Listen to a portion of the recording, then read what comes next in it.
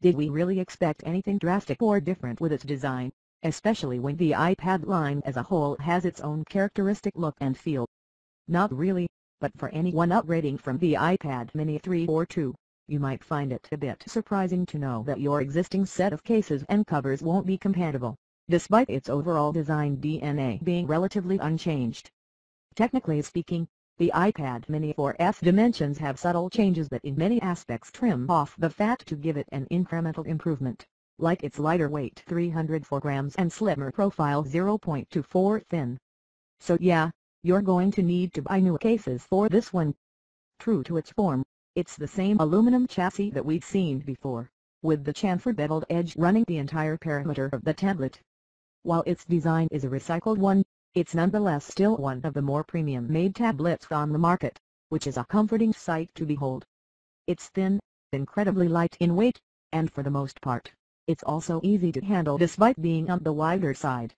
Everything else about the tablet is unchanged from before, too, so its various ports, buttons, and Touch ID finger sensor are situated in all their usual locations.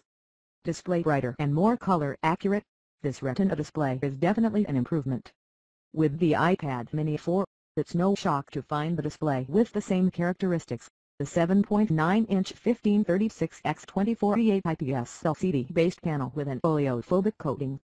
Details, naturally, are rich and plentiful here once again, ensuring that our eyes won't have any issues making out what's on screen. Even though it seems that nothing has really changed here as our eyes look on, we should point out that the display is noticeably brighter and more accurate with its color reproduction. This time, it achieves a peak luminance of 426 nits, which makes it far more visible outdoors when compared to last year's reach of 312 nits. In addition, Apple improved its calibration in the sRGB color gamma chart, as both the color blue and green are more accurate, hitting each reference value squarely this time. Contrast is a bit lacking, with darker grays being brightened a bit, but overall, we welcome this brighter and more color-accurate Retina display. Interface and functionality. All of iOS 9's multitasking features give this iPad some serious productivity that we haven't seen before. Thanks to the introduction of Apple's new iOS 9 software, the iPad mini 4 gets treated to an even more advanced multitasking experience, a key feature that prevented it from competing on the same level of productivity as Samsung's tablets. The new multitasking enhancements are detailed below. There are 3 multitasking features, and of the mini iPads, only the iPad mini 4 supports all 3 of them. System performance. There's no shortage of peppiness with this one. Better, faster, and yes, it's stronger too, thanks to the new Apple A8 chipset that's under the hood and powering the iPad mini 4.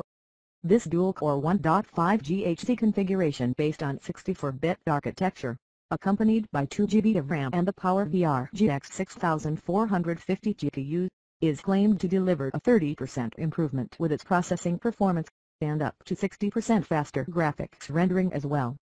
The claims, by default, are noteworthy in every respect, but unnecessary to say the least.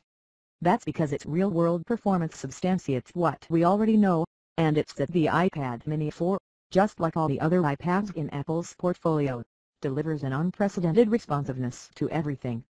Whether it's juggling a couple of apps with its new multitasking features, or running any of today's benchmark gaming titles, the iPad mini 4 is a beast with its performance. Camera. With a slight hardware upgrade, its performance is still top-notch amongst tablets. After several years of donning the 5-megapixel rear camera, Apple has finally upgraded it to an 8-megapixel one for the iPad mini 4. However, it's still accompanied by an Air Flash 2. For aperture lens, BSI, and digital image stabilization. The new upgrade is fine and dandy, but the front-facing iSight camera is still at a mere 1.2 megapixels, so it's not as likely to replace your smartphone anytime soon for selfies. Beyond the hardware, there's nothing out of the ordinary with the camera interface, since it's basically the same exact one used by all other iPads. While it's simple and straightforward, allowing shutterbugs to quickly snap shots without much delay, we've grown accustomed to seeing just a little bit of flexibility and leeway given to us by the manual controls of other camera interfaces, like Samsung's in particular. The only things we can tinker with are the focus and exposure, which are enabled by tapping anywhere on the screen. As for shooting modes, it's all the same from before, so that includes HDR, panoramic, and a few others. Image quality. In terms of quality, it suffices for a tablet, especially if it's the sole thing at our disposal when an opportunity arises. Outdoor shoots with bright lighting conditions come out sharp looking as always, filled with plentiful fine details, natural colors, and they're evenly exposed for the most part. The only time its quality degrades is when it's used under low light, which, much like any device, is the expected outcome. Therefore, it doesn't surprise us that photos come out softer toned with some digital noise present in the shot, but it's not entirely a wash in comparison to some budget tablets we've come across. Overall, the performance is absolutely above average for a tablet, but nothing terribly outstanding in comparison to the performance of today's high-end smartphones. Video quality. Over on the video recording front, it's rather unfortunate that it tops out at 1080p capture. Don't get us wrong, it's effective at recording some decent footage, but for something equipped with a powerful chipset under the hood, we were expecting to have 4K recording as an option, as well as SLO capture at 1080p too, but we don't. On top of all that, it's still quite maddening to find that there's no continuous focus either here, which is something we were rallying to get ever since last year's iPad mini 3.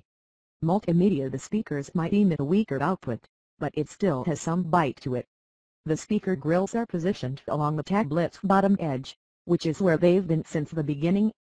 Apple Music's presentation is in accordance to iOS 9's filing, so it's identical to what we find on other iPads. With the dual speaker setup, it's unfortunate to find out that its overall volume output is lessened, giving it a weaker tone in comparison to its predecessor. In our audio test, it musters up 73.1 decibels of audio power, a lower result than the iPad mini 3's achievement of 76.6 decibels. After relishing over the iPad Pro's immersive audio experience, it's really unlikely that the iPad mini 4 will command the same respect. Regardless, there's some punchiness that somehow manages to give its quality some substance. For those who view the iPad mini 4's screen size as being comfortable for watching videos, they'll appreciate that there's now a multitasking element in play with the experience, as videos can be minimized and overlaid over other apps in its own separate window. Luckily, the iPad mini 4 is monster with its performance, since it's endowed with incredible power to play back all sorts of videos flawlessly and without hitches. Battery. It might be a lower capacity battery than last year, but it's longer with its performance. Knowing that the iPad mini 3 didn't quite deliver the goods when it came to battery life, some folks are naturally going to be skeptical here with the iPad mini 4 because it comes at us with a lower capacity 5124 mAh. There's no need for alarm here, thankfully, just because the optimizations with its newer chipset and iOS 9 provides it with significantly more juice, to the degree of almost 2 hours of more on-screen time in our benchmark test. Specifically, it etches out a time of 8 hours and 16 minutes, which is a considerable improvement over its predecessor's reach of 6 hours and 53 minutes. This easily translates to an all-day battery life, especially for power users who are more demanding.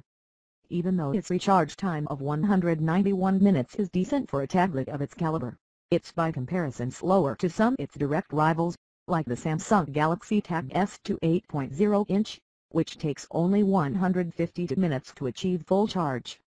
Conclusion. Anyone looking for a compact-sized tablet will be delighted by what the iPad mini 4 brings to the table. It's premium in its construction, nearly flawless with its processing performance, and all the new goodies included with iOS 9 undeniably elevates it to a higher level that we haven't seen before in the series, one that finally gives us true multitasking, as opposed to the app's switching experience. We've been accustomed to having everything about the iPad mini 4 points to a solid recommendation. But is it a compelling upgrade option? At the very least, you're going to shell out $399 to pick up the iPad mini 4, which is a Wi-Fi-only model with a pathetic 16 GB of internal storage. The price, of course, can go up to as much as $729 for the 128 GB model with cellular connectivity. Needless to say, if you're currently sporting an iPad mini 3, or even 2, and don't notice any meaningful problems with their operation, you might want to hold off from getting the mini 4. Sure, it upgrades the hardware across the board and has side-by-side multitasking,